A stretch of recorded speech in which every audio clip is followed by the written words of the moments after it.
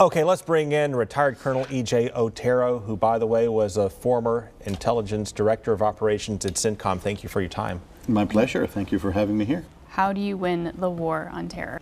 The military is a little constrained at this point because they're re-identifying what sources are available. How many troops are we going to need? We're looking at different options. When President Trump stopped by last Monday, one of the things that he told the command is, give me a plan.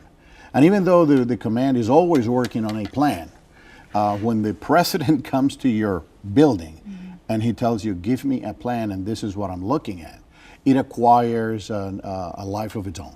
President Trump has said before that teaming up with a country like Russia would help fight this war on ISIS. Is that a feasible thought?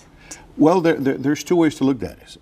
There is the political, in which they're bad guys. They have done a lot of horrible things. Vladimir Putin, he has his paws and blood all over the place, and many other things he's done are not nice with journalists and so on within Russia, and that is true. The issue is, who do we go to fight a war? Because we already abdicated Syria and we abdicated the Middle East when we did not do anything after we threatened Syria not to use chemical weapons. We already told Iran, it says, do not test missiles or we're going to do something, but we never did. They did 12 launches, we never did anything. Syria, they used chemical weapons again, we never did anything. The Russians took over control of the theater.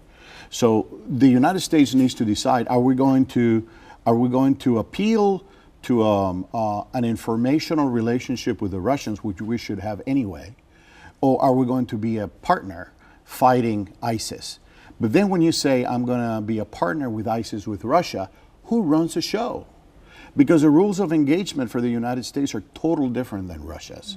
And every time that we have partnered with Russia in the past, we have learned that in not a good way. How is that going to be sorted out in the next few months? I don't know.